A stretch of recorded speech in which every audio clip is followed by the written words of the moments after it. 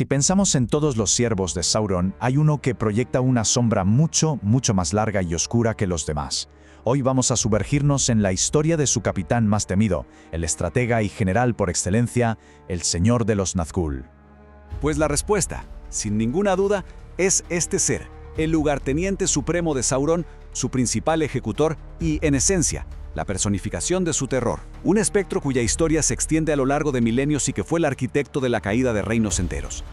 Y vaya si se le conoce por nombres. El Capitán Negro, Señor de los Nazgûl, Rey Brujo de Angmar. Cada uno de estos títulos marca un capítulo aterrador en su larguísima carrera, desde su reinado en el norte hasta su dominio sobre la ciudadela maldita de Minas Morgul. Son como cicatrices en la historia, el eco de su poder y del miedo que inspiraba. Pero claro, la gran pregunta es, ¿quién era antes? Antes de ser un espectro, fue un hombre. Y aquí es donde la cosa se pone de verdad interesante, porque es un auténtico misterio. Es increíble, pero su nombre original se perdió para siempre en el tiempo. Nadie lo sabe. Lo que sí nos dicen los textos es que fue un gran rey de los hombres, y además un hechicero con un poder inmenso. Sauron vio ese potencial y le ofreció uno de los 9 anillos, prometiéndole un dominio sin igual. Se especula, por ser el más grande de todos, que podría haber sido uno de los 3 señores de Númenor que cayeron en la oscuridad. Pero bueno, eso ya es entrar en el terreno de las teorías. Y al aceptar ese anillo, pues selló su destino. Se convirtió en uno de los Nazgûl. Los 9 anillos, al principio, les dieron un poder increíble y alargaron sus vidas de forma antinatural. Pero poco a poco fueron consumidos, devorados por el poder de Sauron. Se desvanecieron, convirtiéndose en espectros inmortales, esclavos para siempre del anillo único y de la voluntad de su amo. Bueno, pues tras la primera derrota de Sauron, los Nazgûl desaparecen por un tiempo. Pero el Rey Brujo fue el primero en volver a alzarse y lo hizo con un objetivo tan paciente como implacable: erradicar a los descendientes de Númenor en el norte. Nos situamos en el año 1300 de la Tercera Edad. Él reaparece, se dirige al norte y allí funda su propio reino, Angmar. Pero ojo, no lo hace por capricho. Reúne ejércitos de hombres malvados, orcos y todo tipo de criaturas oscuras con una sola misión en mente: aniquilar el reino de Arnor, que para entonces ya estaba debilitado y dividido en 3 reinos más pequeños. Y aquí es donde vemos su genialidad como estratega. No busca una batalla rápida, para nada. Lo suyo fue una guerra de desgaste a una escala monumental, que duró más de 600 años. Una locura. Su plan era una aniquilación lenta, metódica. Primero corrompió y destruyó Cardolan, y finalmente, en el año 1974, lanzó su ataque definitivo sobre Arthedain, el último bastión, y lo borró del mapa. Y esto es lo importante, lo que hay que entender. Su victoria fue total, absoluta. No fue solo ganar una guerra, fue borrar un reino entero de la historia. El Rey Brujo demostró ser mucho más que un simple guerrero. Era un estratega magistral, con una paciencia aterradora, capaz de ejecutar un plan de 600 años, una auténtica clase magistral de guerra a largo plazo. A pesar de su victoria, una fuerza combinada de elfos y hombres de Gondor llegó para contraatacar y al final destruyó su ejército. El Rey Brujo tuvo que huir, pero es en ese momento cuando el señor elfo Glorfindel pronuncia esa famosa profecía sobre su destino, unas palabras que iban a resonar durante más de 1000 años. Así que, derrotado en el norte, ¿qué hace? Pues escapa hacia el sur. Y allí, sus planes toman una nueva y siniestra dirección, poniendo su mirada en el otro gran reino de los hombres, Gondor. Lo primero que hace al llegar a Mordor es reagrupar a sus compañeros Nazgûl. Juntos lideran un asalto contra la ciudadela de Minas Ithil, la Torre de la Luna.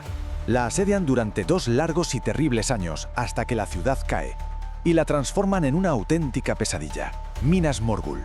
A partir de entonces, él se convierte en su señor. Y desde esa nueva fortaleza empieza un juego macabro, una guerra psicológica.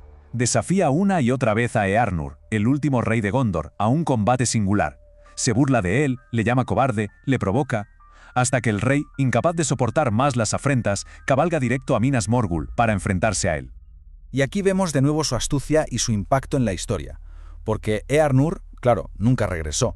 El Rey Brujo le tendió una trampa, lo capturó y lo torturó hasta la muerte. La consecuencia, con él se extinguió la línea de reyes de Gondor. Se acabó. Durante el siguiente milenio, el reino tuvo que ser gobernado por senescares, una situación política que define por completo el escenario del Señor de los Anillos. Tras esta victoria, se queda ahí, en Minas Morgul, durante casi 1000 años. Esperando. Simplemente esperando. Cuando su amo, Sauron, regresa, Él asume su papel definitivo, el de comandante de campo en la Guerra del Anillo. Y lo que hace durante la guerra es tremendo. Es él quien apuñala a Frodo en la cima de los vientos, casi condenándolo a su mismo destino. Es él quien lidera el asedio de Minas Tirith, rompiendo sus puertas con magia oscura, y es él quien, en el campo de batalla, abate al mismísimo rey de Rohan, a Théoden.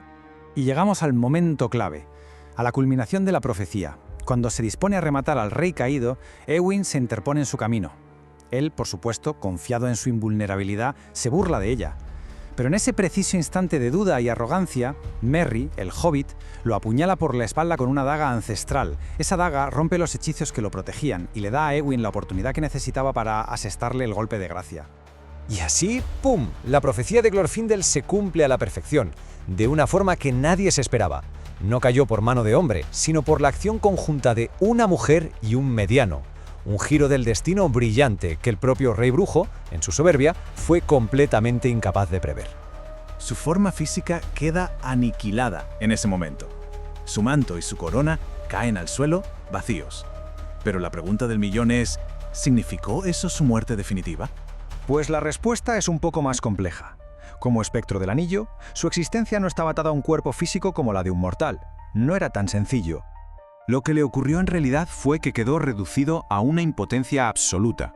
Su espíritu, despojado de su forma visible, quedó varado en la oscuridad, agonizante, como un grito mudo incapaz de volver a actuar en el mundo. Pero su esencia, su existencia, aún persistía. Y es que el punto crucial es este. Como Nazgûl, todo su ser estaba indisolublemente ligado a su propio anillo de poder, aquel que Sauron le entregó hacía milenios. Y ese anillo, a su vez, estaba subyugado a un poder mucho mayor. Su muerte real y definitiva no llegó hasta días después. No fue en el campo de batalla, sino en los Juegos del Monte del Destino.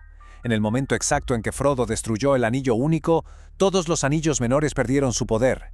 Y en ese instante, el vínculo que ataba al Rey Brujo a la existencia se rompió para siempre. Y él, junto a sus 8 compañeros, pereció de forma definitiva. Fin de la historia. Al final, la historia del Rey Brujo nos demuestra que las victorias y las derrotas en la Tierra Media a menudo dependen de antiguas profecías y de magia olvidada. Y esto deja una pregunta bastante inquietante en el aire. ¿Qué otros poderes oscuros, atados por pactos similares, podrían seguir acechando en los rincones más profundos del mundo, esperando su momento? Hola gente, ya sabéis quién soy, os recomiendo que os suscribáis al canal de Criton Mágico.